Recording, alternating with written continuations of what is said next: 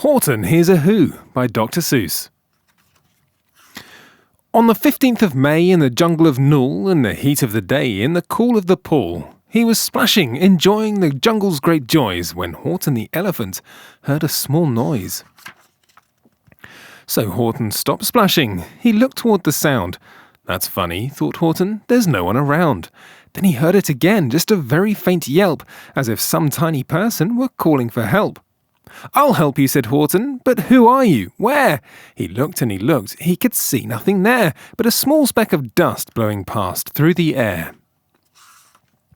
"I say," murmured Horton, "I've never heard tell of a small speck of dust that is able to yell. So you know what I think? Why, I think that there must be someone on top of that small speck of dust, some sort of creature of very small size, too small to be seen by an elephant's eyes. Some poor little person who's shaking with fear that he'll blow in the pool. He has no way to steer. I'll just have to save him, because after all, a person's a person, no matter how small." So gently and using the greatest of care, the elephant stretched his great trunk through the air, and he lifted the dust speck and carried it over and placed it down safe on a very soft clover. "Humph," humphed a voice. 'Twas a sour kangaroo, and the young kangaroo in her pouch said humph too. "Why, that speck is as small as the head of a pin. A person on that, why, there never has been." "Believe me," said Horton, "I tell you sincerely, my ears are quite keen and I heard him quite clearly. I know there's a person down there, and what's more, quite likely there's 2, even 3, even 4. Quite likely a family, for all that we know, a family with children just starting to grow. So please," Horton said, "as a favour to me, try not to disturb them. Just please let them be." "I think you're a fool," laughed the sour kangaroo, and the young kangaroo in her pouch said, "Me too. You're the biggest blame fool in the jungle of Nool." And the kangaroos plunged in the cool of the pool. "What terrible splashing," the elephant frowned. "I can't let my very small persons get drowned. I've got to protect them. I'm bigger than they." So he plucked up the clover and hustled away. Through the high jungle treetops the news quickly spread. "He talks to a dust speck, he's out of his head. Just look at him walk with that speck on that flower." And Horton walked worrying almost an hour. "Should I put this speck down?" Horton thought with alarm. "If I do, these small persons may come to great harm. I can't put it down, and I won't after all. A person's a person, no matter how small." Then Horton stopped walking. The speck voice was talking. The voice was so faint he could just barely hear it. "Speak up, please," said Horton. He put his ear near it. "My friend," came the voice, "you're a very fine friend. You've helped all us folks on this dust speck no end. You've saved all our houses, our ceilings and floors. You've saved all our churches and grocery stores." "You mean," Horton gasped, "you have buildings there too?" "Oh yes," piped the voice, "we most certainly do." "I know," called the voice, "I'm too small to be seen, but I'm mayor of a town that is friendly and clean. Our buildings to you would be terribly small, but to us who aren't big, they are wonderfully tall. My town is called Whoville, for I am a Who, and we Whos are all thankful and grateful to you." And Horton called back to the mayor of the town, "You're safe now, don't worry, I won't let you down." But just as he spoke to the mayor of the speck, 3 big jungle monkeys climbed up Horton's neck. The Wickersham brothers came shouting, "What rot! This elephant's talking to who's who are not. There aren't any who's and they don't have a mayor, and we're going to stop all this nonsense, so there." They snatched Horton's clover, they carried it off to a black-bottomed eagle named Vladikov, a mighty strong eagle of very swift wing, and they said, "Will you kindly get rid of this thing?" And before the poor elephant even could speak, that eagle flew off with the flower in his beak. All that late afternoon and far into the night, the black-bottomed bird flapped his wings in fast flight, while Horton chased after with groans over stones that tattered his toenails and battered his bones, and begged, "Please don't harm all my little folks who have as much right to live as us bigger folks do." But far, far beyond him, the eagle kept flapping, and over his shoulder called back, "Quit your yapping, I'll fly through the night, I'm a bird, I don't mind it, and I'll hide this tomorrow where you'll never find it." And at 6:56 the next morning he did it. It sure was a terrible place that he hid it. He let the small clover drop somewhere inside a great patch of clovers 100 miles wide. "Find that," sneered the bird, "but I think you will fail." And he left with a flip of his black-bottomed tail. "I'll find it," cried Horton. "I'll find it or bust. I shall find my friends on my small speck of dust." And clover by clover by clover with care, he picked up and searched them and called, "Are you there?" But clover by clover by clover he found that the one that he sought for was just not around, and by noon poor old Horton, more dead than alive, had picked, searched and piled up 9,005. Then on through the afternoon, hour after hour, till he found them at last on the 3,000,000th flower. "My friends," cried the elephant, "tell me, do tell, are you safe, are you sound, are you whole, are you well?" From down on the speck came the voice of the mayor.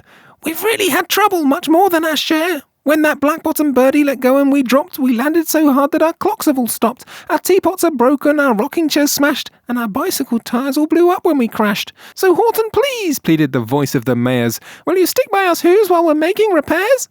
"Of course," Horton answered, "of course I will stick. I'll stick by you small folks through thin and through thick." "Humph," humphed a voice. "For almost 2 days you've run wild and insisted on chatting with persons who've never existed. Such carryings on in our peaceable jungle. We've had quite enough of your bellowing bungle, and I'm here to state," snapped the big kangaroo, "that your silly nonsensical game is all through." And the young kangaroo in her pouch said, "Me too."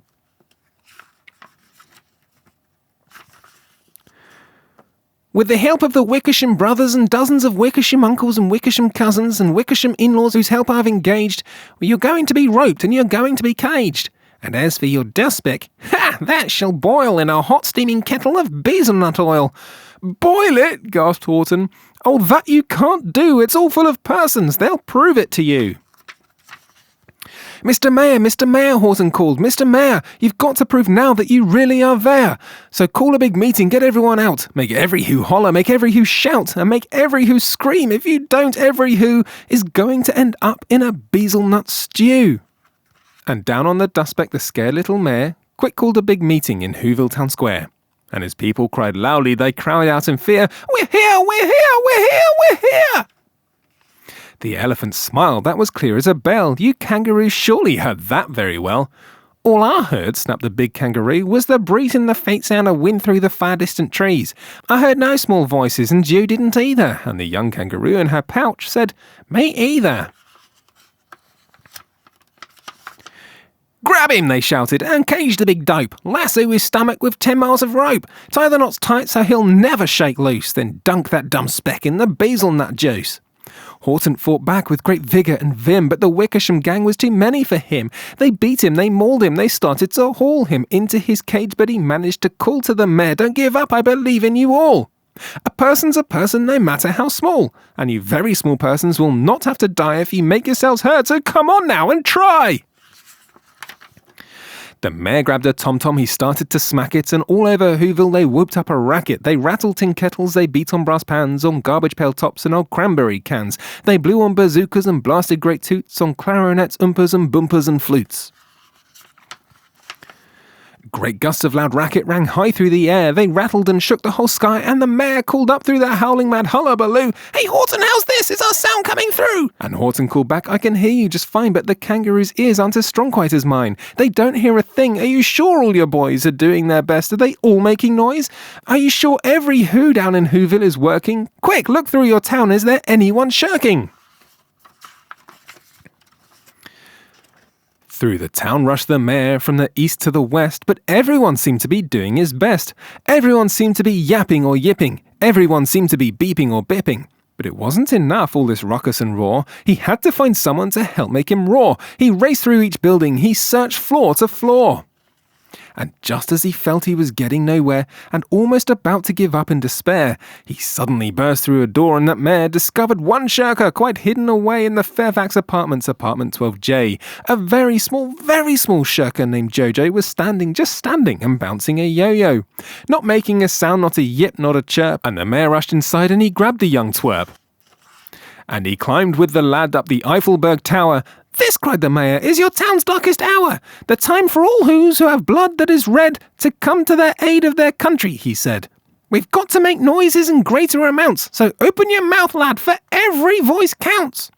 Thus he spoke as he climbed. When they got to the top, the lad cleared his throat and he shouted out, "Yop!" And that yop, that one small extra yop, put it over.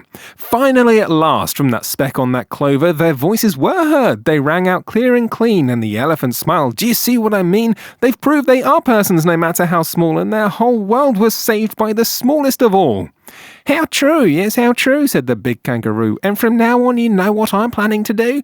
From now on, I'm going to protect them with you. And the young kangaroo in her pouch said, Me too. From sun in the summer, from rain when it's fallish, I'm going to protect them, no matter how smallish. That was Horton Hears a Who by Dr. Seuss.